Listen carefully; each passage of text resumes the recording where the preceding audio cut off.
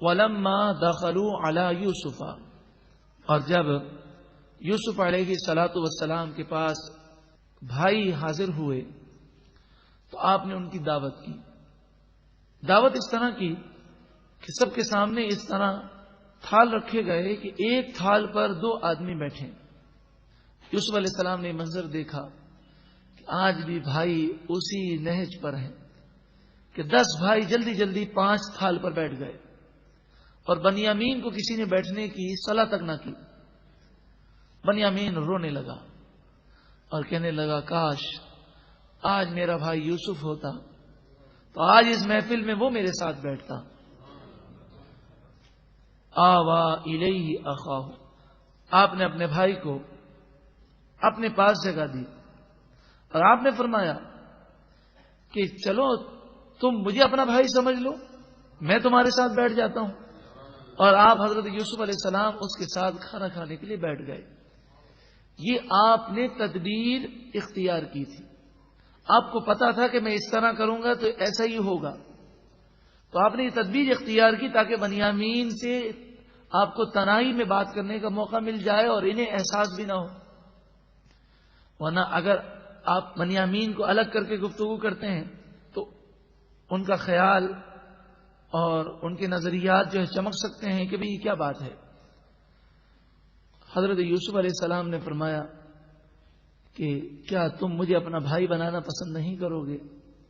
تو بنیامین رونے لگا اور کہا کہ مصر کا بادشاہ اگر میرا بھائی بن جائے تو یہ میری سعادت ہے، مگر راہیل کا لخت جگر، حضرت یوسف علیہ السلام کی والدہ کا نام راہیل تھا، راہیل کا لخت جگر اور یعقوب علیہ السلام کا نور نظر تم کیسے بن سکتے ہو؟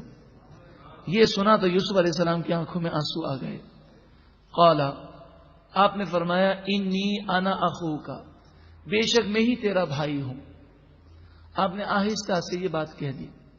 فلا تبتئس بما كانوا يعملون، پس آپ غم نہ کریں ان تمام کاموں پر جو یہ بھائی سوتیلے بھائی کرتے ہیں. تو بنیامین نے کہا کہ اب میں واپس نہیں جانا چاہتا، بس آپ ہی کے پاس رہوں گا، یہ مجھے بہت تکلیف دیتے ہیں اور مجھے بہت تنگ کرتے ہیں. تو آپ نے فرمایا کہ میں ابھی یہ راز کھولنا نہیں چاہتا اور تم یہاں رہنا بھی چاہتے ہو تو پھر اس کی ایک تدبیر کی جائے گی. حضرت بنیامین نے کہا کہ میں ہر تدبیر سے گزرنے کو تیار ہوں. آپ نے فرمایا جب قافلہ جائے گا تو میں اپنے خدام سے کہوں گا کہ میرا سونے کا وہ پیالہ لے کر آؤ جس سے میں غلہ ناپتا ہوں. تو یہ غلہ ناپنے کا پیالہ ڈھونڈیں گے، انہیں نہیں ملے گا، تو یہ ڈھونڈنے کے لیے نکلیں گے اور مصر سے تم ہی باہر جا رہے ہوگے، تمہیں یہ پکڑ لیں گے اور تمہارے سامان کی تلاشی لیں گے اور تمہارے سامان سے وہ پیالہ نکلے گا. اس کی وجہ سے میرے خدام تمہیں گرفتار کر لیں گے اور اس طرح تم جو ہے میرے پاس رہ جاؤ گے. انہوں نے کہا یہ تدبیر مجھے قبول ہے. فلما، پس جب جہزہم بجہازہم، سامان آپ نے تیار کر دیا ان بھائیوں کا، جعل السقایۃ فی رحل اخیہ، وہ پیالہ جس سے غلہ ناپا جاتا تھا وہ پیالہ اپنے بھائی کے سامان میں رکھ دیا. پھر یہ قافلہ روانہ ہوا اور آپ نے اپنے خدام سے کہا کہ میرا پیالہ کدھر ہے؟ تو خدام یہ سمجھے کہ کوئی جو چوری کر کے گیا ہے. تو خدام کو تو معلوم نہ تھا کہ یہ تدبیر ہے، تو وہ باہر نکلے اور ڈھونڈنے لگے. پتہ چلا کہ یہی 11 افراد ہیں جو مصر سے باہر جا رہے ہیں اور یہ اجنبی لوگ ہیں. تو انہوں نے ان لوگوں کو روکا. ثم، پھر اذن مؤذن، مؤذن کے معنی اعلان کرنے والا، اذان دینے والے کو بھی مؤذن کہتے ہیں. اذن مؤذن، اعلان کرنے والے نے اعلان کیا، ایتھا العیر انکم لسارقون، اے قافلے والوں بے شک تم ہمیں چور معلوم ہوتے ہو. قالوا واقبلوا علیہم، بھائی بولے اور ان کی طرف متوجہ ہوئے. ماذا تفقدون، کون سی چیز تمہاری گم ہو گئی ہے؟ قالوا، بادشاہ کے خدام بولے، نفقد صواع الملک، ہم بادشاہ کا پیالہ نہیں پاتے، ولمن جاء به حمل بعیر، بادشاہ نے یہ اعلان کیا ہے کہ جو اس پیالے کی خبر دے گا بادشاہ اسے انعام میں 1 اونٹ کے برابر غلہ دے گا، وَأَنَا بِهِ زَعِيمٌ، اور بادشاہ نے یہ بھی کہا ہے کہ میں اس کا ذمہ دار ہوں، یعنی اس کی حفاظت میں کروں گا، کوئی چور کی مجھے خبر دے، یہ جس کے پاس اس نے پیالہ دیکھا ہو وہ مجھے بتائے۔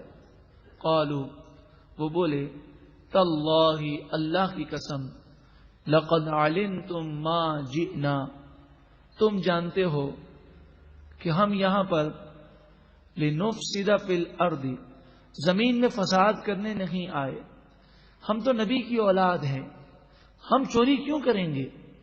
وما کننا سارقین، اور ہم چور نہیں ہیں۔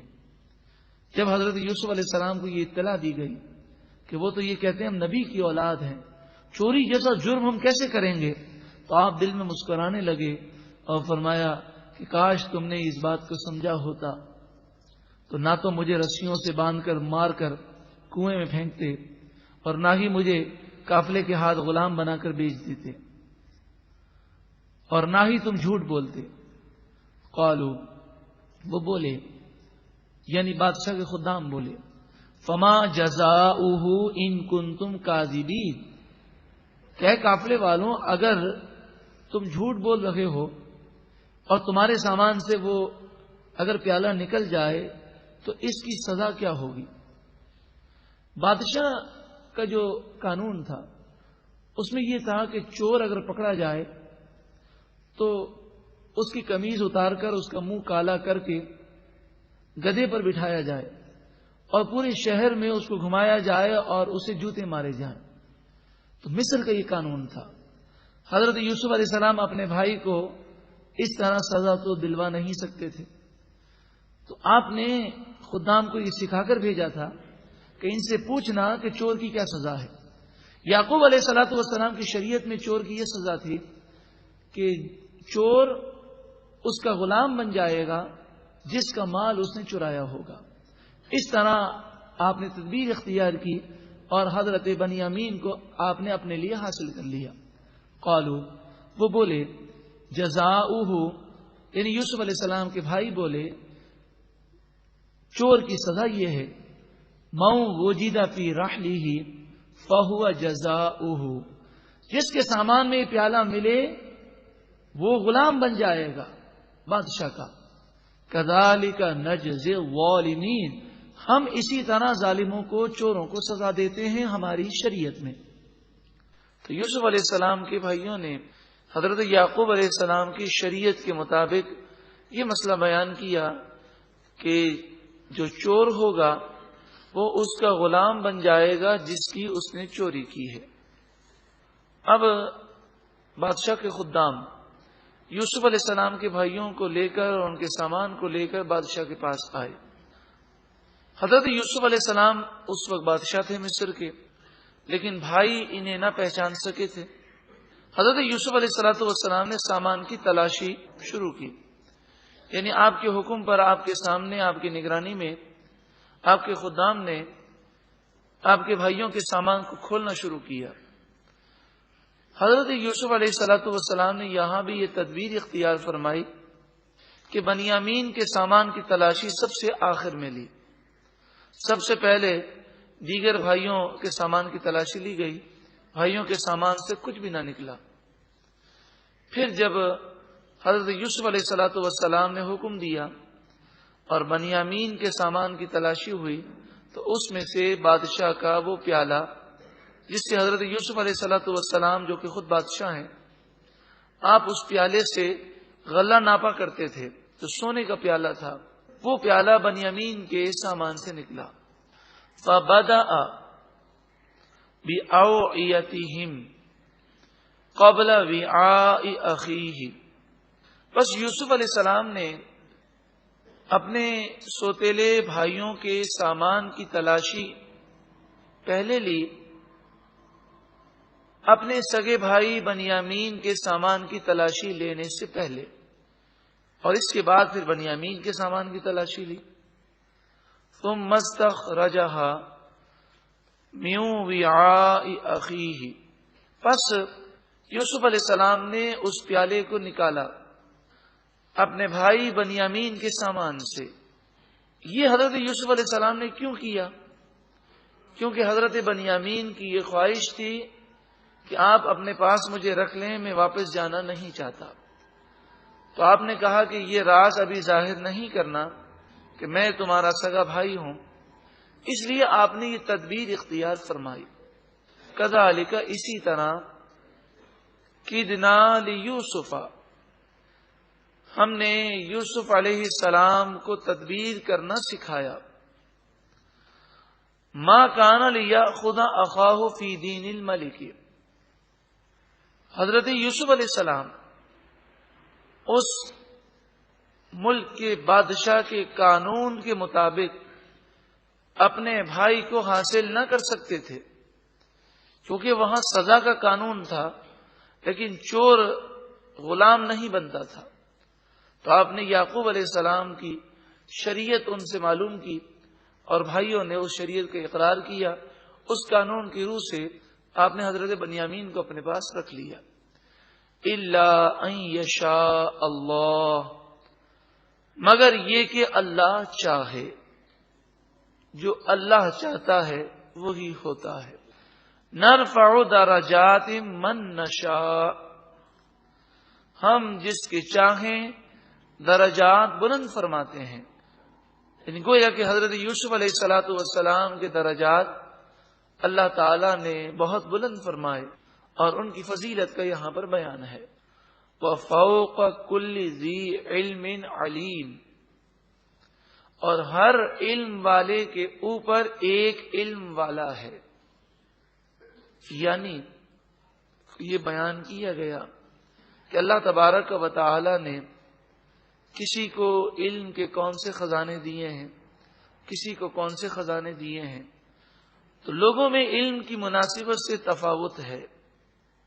اور کبھی ایسا بھی ہوتا ہے کہ ایک ہی فیلڈ میں، ایک ہی فن میں کوئی کسی سے زیادہ ماہر ہوتا ہے، اس ماہر سے زیادہ ماہر موجود ہے، اور سب سے بڑا عالم اور سب سے زیادہ جاننے والا تو صرف اللہ تعالی ہے۔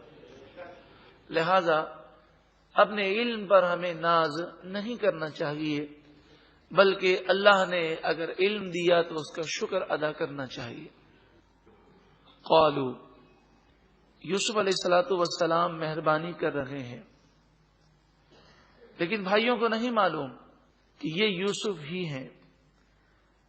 وہ تو حضرت یوسف علیہ السلام کو عزیز مصر کہتے، کیونکہ حضرت یوسف علیہ السلام پہلے وزیر اعظم بنے، اور وزیر اعظم کو مصر میں عزیز مصر کہا جاتا۔ پھر آپ بادشاہ بن گئے، لیکن چونکہ پرانا بادشاہ زندہ تھا، اس نے سارے اختیارات آپ کو دے دیے تھے، لیکن پھر بھی حضرت یوسف علیہ السلام عزیز مصر کہلاتے تھے۔